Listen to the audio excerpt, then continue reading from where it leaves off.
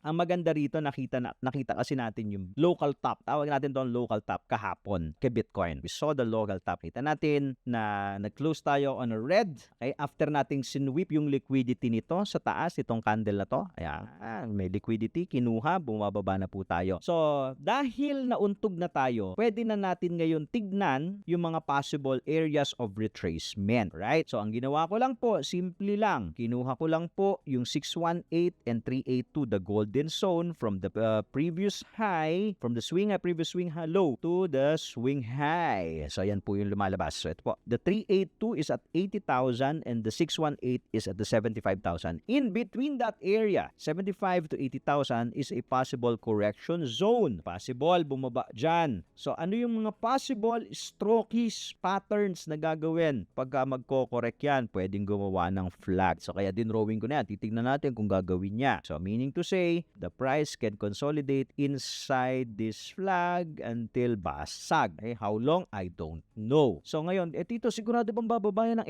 80? Still, I do not know. Still, I do not know. Pwede kasing mabilisan, nagmamadali yung mga bull, basagin kagad yan, yung 89, 90. Hindi natin alam. But one thing is clear, based on my personal experience sa Euphoria, the dips are shallower and shorter. Meaning to say, pwedeng 382 or a little higher sa 382, dumikit lang, bumuntot lang, bumasag na. At mabilisan lang, pwedeng ilang araw lang yung konso, tas basag ka na kagad. Yun yung euphoric stage. Observe natin yan. Ngayon, Tito, paano naman kami sasakay dito? Paano kung hindi umabot yan ng 80?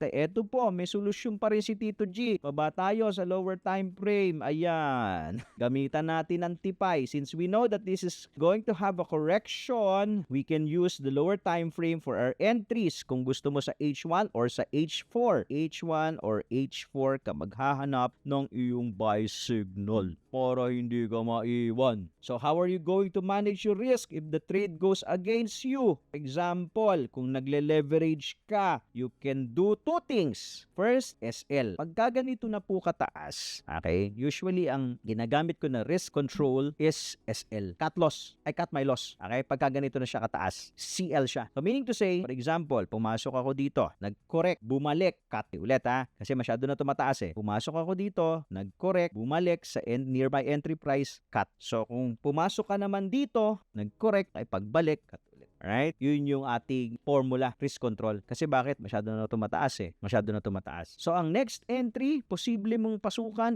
antayin mo tong yellow. Titignan natin kung gaano siya kabilis susunod. We don't know. Observe lang natin. So, basta meron siyang buy signal, kung gusto mo sa H1, pasok ka. Buy. Pag bumaba, bumalik sa entry mo, muna, antay ulit. Hanggang sa dali mo yan paakyat. Hindi ka maiiwan. Second option is your regular DCA. Pwede ka rin naman mag-regular DCA since you know na alam mo na lahat ng mga balita. Meron ka pang 200 days before the recession. Meron ka pang pag-upo ni Trump. Kung kaya mong tiisin, you do your regular DCA. Let's say, bumili ka dito, ang next buy mo here or next support level. Ganun lang po kasimple. The key is to not overbet. Manage your risk, your position size, your leverage kung nagle-leverage kayo. Kung sa spot, wala kang problema rito eh. Hindi ka mamali-liquidate. Tas long ka lang, okay? But I will never short this kind of market. Based on our TIPI system. Wala siyang signal na short na lalabas eh. Mag-aabang ka lang ng long signals.